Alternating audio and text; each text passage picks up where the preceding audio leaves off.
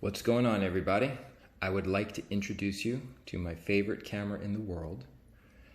This camera was made from, I believe, 2010 through 2011 during the golden age of digital 3D, not the golden age of 3D, but digital 3D, and it is called the Fujifilm W3.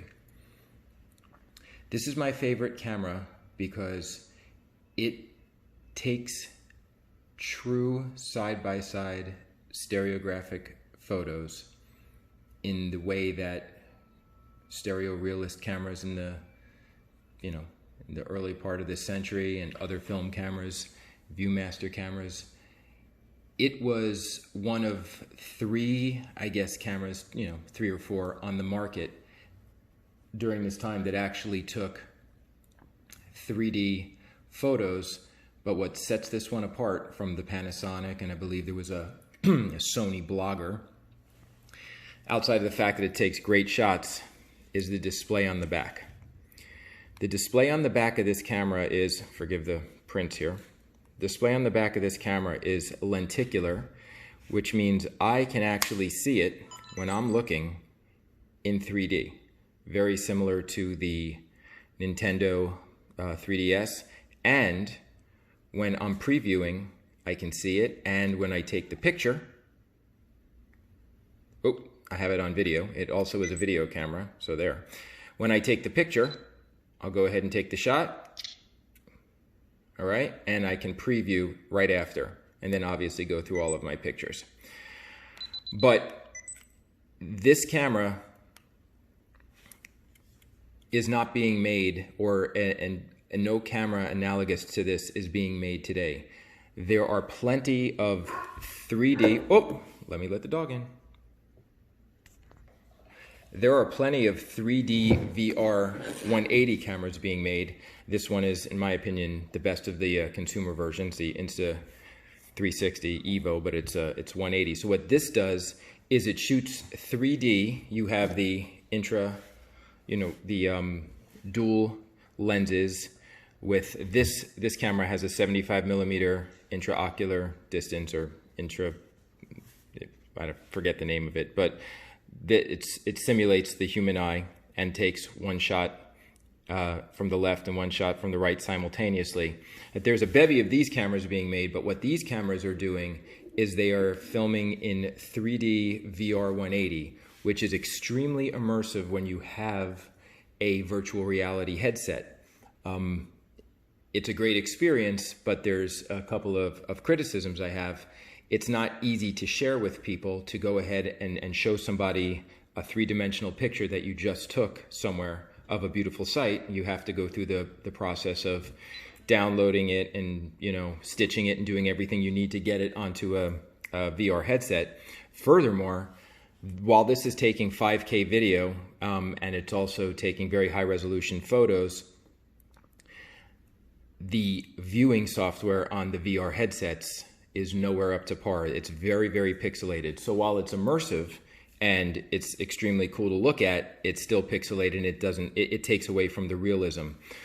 Whereas a camera like this that takes 2 simultaneous pictures in high definition, I believe, the video I know is in 720p, and the definition of the pictures that it was taking back in 2010 was, I don't have the definition, but it's much higher than what's coming out on the standard definition here on the VR.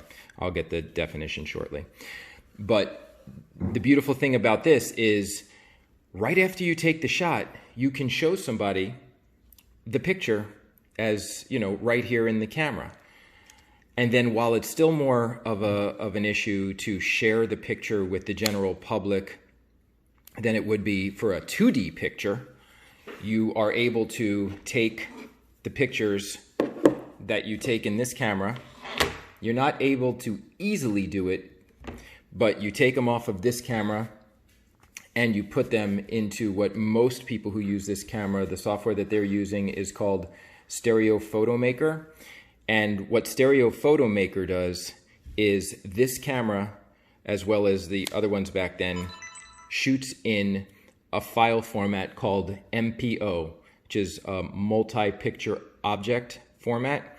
And that format is not easily readable unless you have a dedicated 3D monitor, 3D TV, anything that's dedicated for 3D. So if you just wanted to share this picture with somebody who didn't have any way to view MPO, you have to run it through Stereo Photo Maker. It's a free program. I'll go ahead and put the link down in the description. I suggest you use it on Windows. You can emulate it on Mac, but it always seems to be a problem with Mac. It's not quite as easy. So if you have a Windows computer, do it.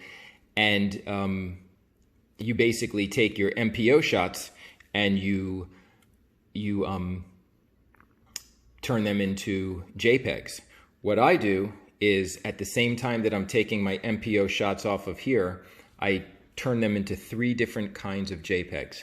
I turn them into a stereo SBS or stereo side-by-side, which look like this. This is a picture of the Alcazar in Seville, Spain, which is really, really cool to look at 3D. So the stereo side-by-side pictures where you would use an actual viewer. So you could have somebody over your house to see the pictures like this through the viewer like this, and they'd be able to see in 3D. Most people are able to go ahead and see the 3D effect that way if you go ahead and straighten it on their eyes or adjust it so they can see it easily. Many people, 75% of the people that I encounter are able to see it in what's called cross view. So I save it as a stereo side-by-side photo like this. I also save it in a cross view photo, which is basically just changing the place of this photo with this photo, and you'd cross your eyes and you'd be able to see the 3D effect immediately. And I also save it in anaglyph. So that's the difference between what's on the market today and what basically, except for a few cameras that I know of, one of them being the wWe, that actually take the side-by-side shots. And I believe the wWe does it without MPO. That's why I want this camera to be made again. Because the wWe camera, which looks similar to this, does not have a display on the back. So again, you can't just easily share the picture that you take like you could share the pictures that you take with this. Now I want to take a walkthrough of the camera and show you some of what it does. It's interesting to note that this, like I said, it was made from 2000, I believe late 2009 or 2010 through maybe 2011 or 12. You can still find this camera depending on the quality and the area that it's being sold in from for up to $750, $750. I bought this one in late 2017, I believe, for well over $200. Think about that for a camera that was, not in this condition, but it still works like a charm. The only thing is the battery, it doesn't hold the charge too well. But to pay that kind of money for a camera from 2011 is just insane, speaks to the quality of this camera. So let me go ahead and take you on a little walkthrough here. Those dogs will mess up my walkthrough.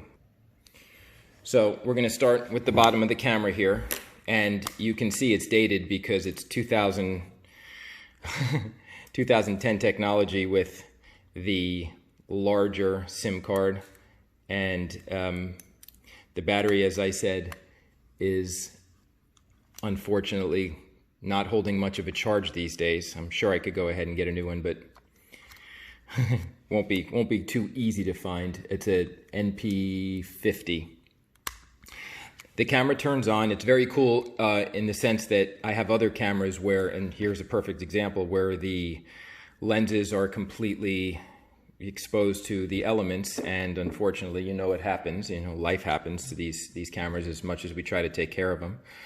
This one, no problem. It opens up like that, automatically turns on. Again, the interocular distance or interpupillary distance is 75 millimeters on here, similar to what's coming out on the VR 180s, but the VR 180s are fisheye lenses. They're capturing 180 degrees in front of you. You can see the whole area, and when you have your headphones, I mean, when you have your VR headset on, you know, completely immerse and you look all over. But if you were to look at them on a viewer like this, they're fisheye. So it's not ideal to view that on anything else but a VR headset, and it's great when you do, but it's limited in, you know, in how many people can enjoy it at one time and how enjoyable it is with the pixels. The W3, on the other hand, takes a high resolution, I believe it's 10 megapixels, might be more, shot that's flat. So you could, you know, the resolution is as it would be if you took a regular picture with a regular cell phone or a camera.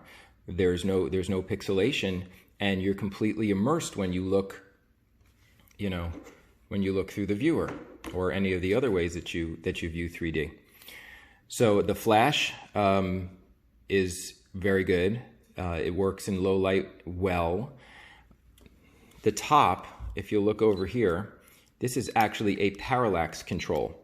I never mess with it because, and parallax, if you're not into 3D, is the distance, sort of the distance between the two shots and rectifying it. This allows you to do it right after the shot. I never mess with this simply because the auto align feature in the Stereo Photomaker software is so good that I've never had an issue with it. So let's take a little walk through here, through the menu. As far as the camera is concerned, you can, you know, do your normal stuff that you could do with a point and click. You can have all of your display here. You can take it off, basic framing, on, off. I tend to keep it off because at the end of the day, it's really just a point and shoot. And you put down halfway and it automatically puts you into focus. If you look over here, you see this says 3D. You can actually take 2D shots with this camera, or 3D.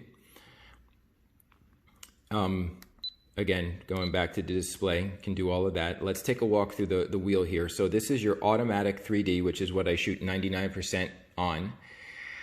Then if you move it over, you are able to take, it says A3D, you're able to take a cha-cha shot. And a cha-cha shot is taking one picture at one area and then moving over either a stereo distance, or, you know, if you're taking close pictures, you just do a gentle shift from one side to the other side. But if you're taking landscape shots, it's not so gentle. There's a much more of a distance that you can do with this camera, and you take two simultaneous, not simultaneous, but two shots one after the other. This can be emulated very well these days with software that's on cell phones, on Android. I don't know what the big iPhone one is now, but on Android it's called iSteroid 3D. And you can take those cha-cha shots where you take one shot, one right after the other, and the effect, because of how you can change the distance between the two pictures, can be much more dramatic and get some of the pictures better than this, just because of the depth that you can get from the distance. This is fixed. So a camera like this is meant to be shooting well-framed 3D pictures, not long distances. So you wouldn't want to, you know, you want the action in this camera to be from 2 to 10, from 2 to 12 feet away. And then anything behind that is great because it makes a great backdrop, but you won't see the depth like you would. It's meant to emulate human stereoscopic vision. The next shot over here is, oh, I'm sorry, that's the first shot. The second shot over here allows you, and this technology again is around in cell phones now, it allows you to take a wide angle and a telephoto at the same time. But back then in 2010, that was a big deal. This is just, you know, program settings and the stuff that you'd find in normal point and clicks. I'm not going to go through that. I don't mess around with any of it. So let's go through the menu real quick. The ISO only has 3 different settings. It's 200, I'm sorry, not the ISO. I'll get to that in a second. But the ISO settings, I always keep on automatic. You are able to do 4:3 or 16:9. I keep it on 4.3 because 4.3 is the best way to view the pictures when they're done. So when you're looking at the shots, this is important if you want to get into this, if this video stimulates you into the world of 3D, you don't want your shots to be wide like 16:9 because you have to eye strain. So taking your shots at 4:3 is much better standard. You won't strain your eyes, especially if you're cross viewing. And if anything that I'm saying, if someone's coming to my video that watches other stuff that I make that's not 3D, and you have questions about any of this, I'd love to to answer any of those questions in the comments. And if I'm wrong in any way and I need to be educated by somebody who's deeper in, then please let me know too. All right, the quality of the shots I keep on normal. I keep on fine, white balance, auto. The auto parallax control, that's again this, I keep that on. I don't mess with any of the 2D stuff. I do take 2D shots. Now this camera has the option when you take a shot to have the MPO file, and it also has the option to take a JPEG at the same time. So the JPEG's not 3D, it's just simply 2D, but I always keep a JPEG for, for the photo collection, just if I want to show it to somebody on a screen. So going back over here, I'm going to go, and these are just the normal settings that it has. I'm not going to reset or format. Basic stuff. The axis control and oh, sorry. You could actually plug a 3D in here, in HDMI, and output to your 3D TV, which was cool during those days. Now, I just go ahead and can stream because I keep my pictures on Chromecast, I keep my pictures on Google Photos. It's very simple just to stream it by Chromecast, and the 3D TV technology, once it sees side by side, will go ahead and convert it in real time. So that's a little walkthrough of the menu here. Let's go ahead and get back to it, if you don't mind. All right. If you saw that I was a little confused when the ISO had all of those choices, it's because I was going through the menu on not the auto mode. So there were some things I was seeing that I had not seen before. So I just want to go over the basic auto mode. That's what most people are going to shoot in.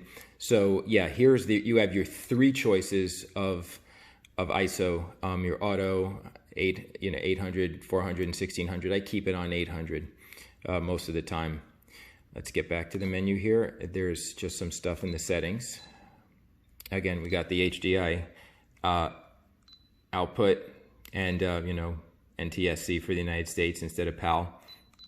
And then it has some background stuff for the viewing. Now let's go ahead and go to the movie menu. And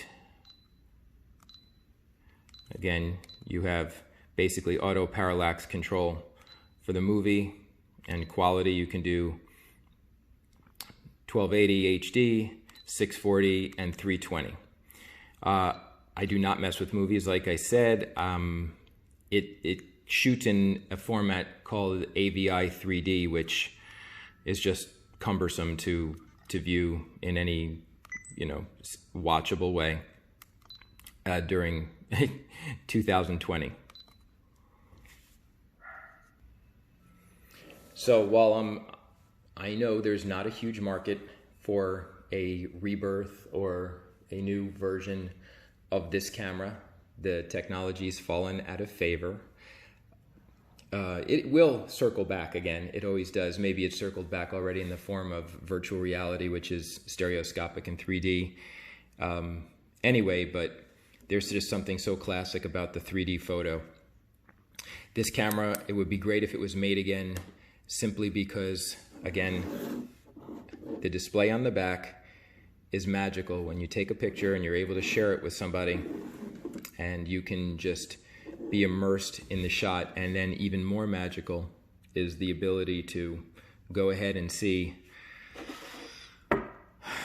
years after you take the shot. You know, I haven't had this camera since the 70s, like, you know, other pictures that I've seen that go back 30, 40 years, which are just truly amazing to look at. But I have young children, and I've been all over all over Europe, and to be able to have taken these shots and stop them. So we even have limitations on our newer technology. I guess I met that 20-minute point on my phone to a cutoff, but it is magical to capture all of these things and be able to immerse yourself in them many years down the road.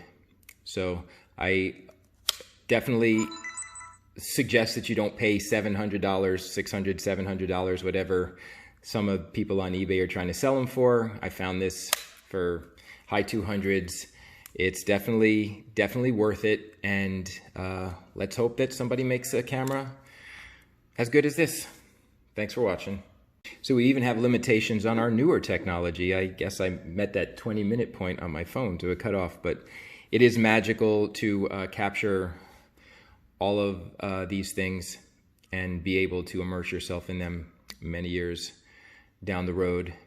So I definitely suggest that you don't pay $700, $600, $700, whatever some of people on eBay are trying to sell them for. I found this for high 200s.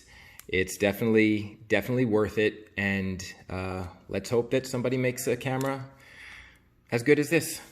Thanks for watching.